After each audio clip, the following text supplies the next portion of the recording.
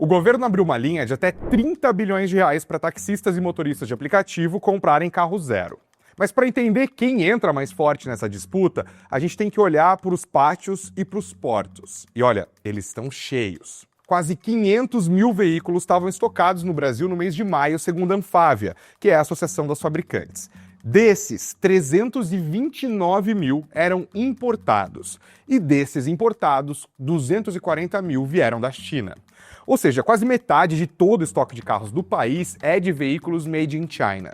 Então esse programa, o Move Brasil, acontece justamente quando essas montadoras precisam transformar esse volume em venda. Ele faz isso oferecendo juros abaixo dos financiamentos comuns, prazo de até 6 anos e permite financiar integralmente carros de até 150 mil reais. Se os 30 bilhões forem de fato usados por completo, eles poderiam financiar cerca de 250 mil veículos, segundo uma estimativa do Itaú BBA. É quase o total de carros e comerciais leves vendidos no Brasil durante o mês inteiro de maio. Então seria o equivalente a um mês a mais de vendas, tipo um 13º para as montadoras. E ter carro disponível agora importa porque o programa tem um prazo. Pelas regras atuais, os contratos precisam ser fechados até setembro, ou antes caso o dinheiro acabe. Então quem já tem milhares de unidades nos pátios pode reagir mais rapidamente do que uma fábrica que precise aumentar a produção. Em apenas um mês, o estoque de importados subiu de 270 mil para 329 mil veículos. O de nacionais caiu de 173 mil para 169 mil.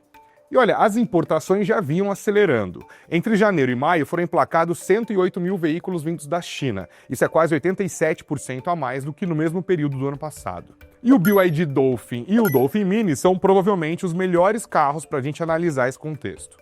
O Dolphin e o Dolphin Mini estão entre os modelos habilitados no Move Brasil.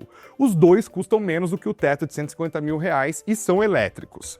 Para um motorista de aplicativo, a vantagem vai além do preço de compra, tá também no custo de rodar.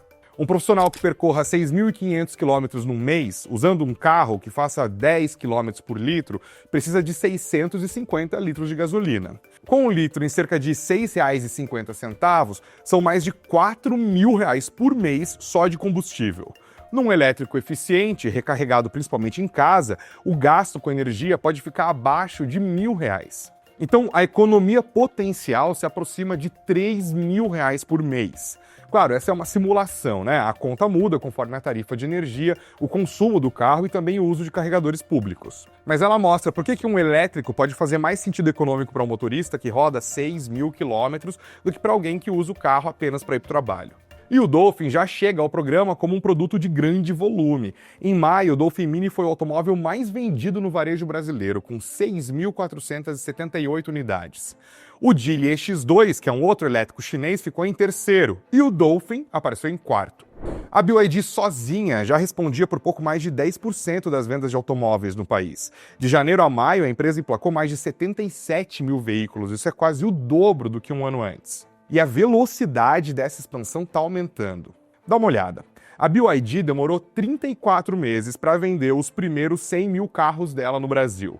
Aí ela precisou de mais 11 meses para chegar aos 200 mil.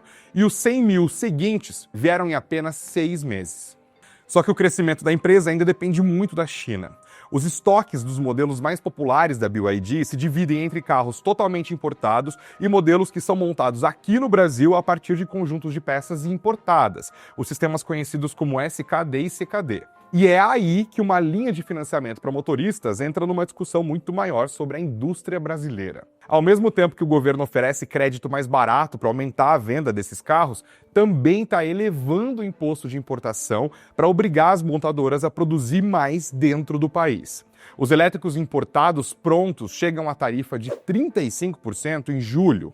Para os conjuntos SKD e CKD, o cronograma prevê uma alíquota de 35% a partir de janeiro de 2027. Mas hoje mesmo, quando eu estou gravando esse vídeo, saiu a decisão do governo de renovar uma cota de importação com alíquota zero para veículos eletrificados desmontados, que é o CKD, e os semi-desmontados, o SKD.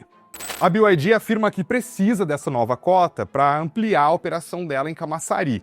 Ela também está argumentando que uma transição mais longa ajuda a conter os preços dos carros elétricos. Já a Anfávia, Sindipeças e outras fabricantes instaladas no Brasil são contra essa renovação. Elas dizem que prolongar o benefício reduz a pressão para que a BYD traga fornecedores, produza componentes e realize mais etapas industriais no país. No fim, a BYD ganhou, né? Aliás, o presidente da Anfávia ameaçou ir à justiça se o governo renovasse os benefícios de importação. E o principal executivo da BYD no Brasil, o Alexandre Baldi, comentou essa situação dizendo que, abre aspas, brigar com o governo nunca é bom, fecha aspas. Inclusive, eu já fiz uma reportagem inteira sobre o Alexandre Baldi, mostrando como ele ensinou a BYD a jogar o jogo de Brasília. Se quiser mais contexto, vale assistir, tá? A Anfávia também afirma que participou da criação do Move Brasil, mas da versão desenhada para incentivar a compra de caminhões e ônibus, e não do braço voltado para taxistas e motoristas de aplicativo. Essa diferença importa porque esses dois mercados estão vivendo momentos bem diferentes. Nos primeiros 5 meses desse ano, as vendas de caminhões caíram 15%, as de ônibus recuaram 16%. Já as vendas de automóveis, essas cresceram mais de 21%. Então, a linha para veículos pesados surgiu como uma tentativa de reação a uma queda do mercado. E no caso dos automóveis, o governo adicionou crédito barato a um segmento que já crescia e que recebia um volume cada vez maior de importados.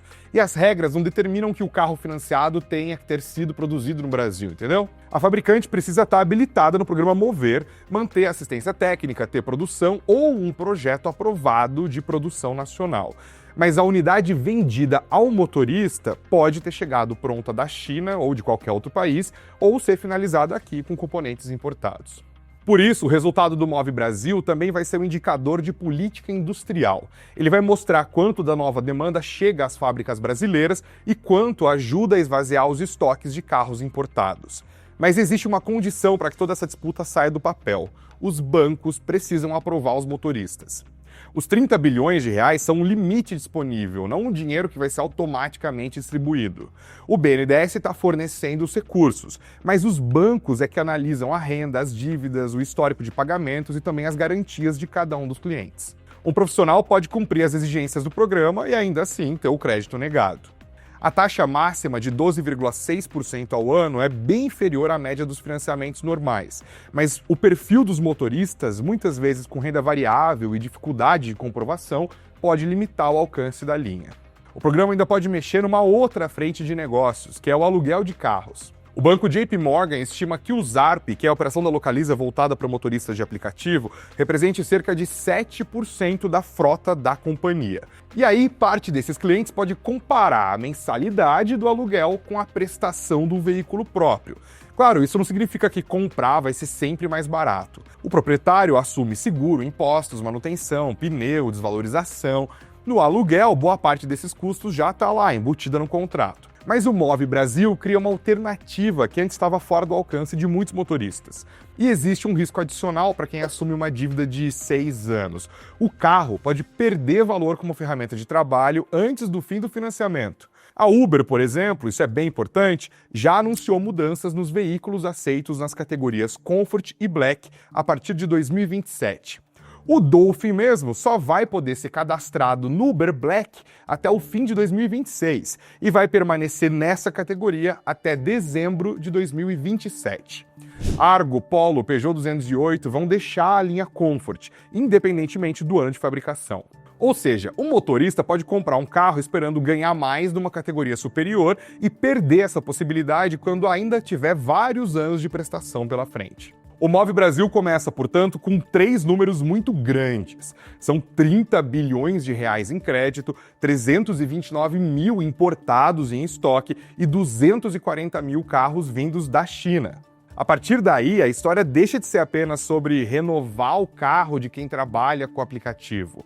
Ela passa a envolver também a expansão da BYD e de outras montadoras, a reação das montadoras tradicionais, o futuro da produção dessas empresas que estão vindo, o risco assumido pelos bancos e até o modelo de negócios das locadoras. Os primeiros resultados vão mostrar quantos motoristas tiveram crédito aprovado e quais carros eles escolheram.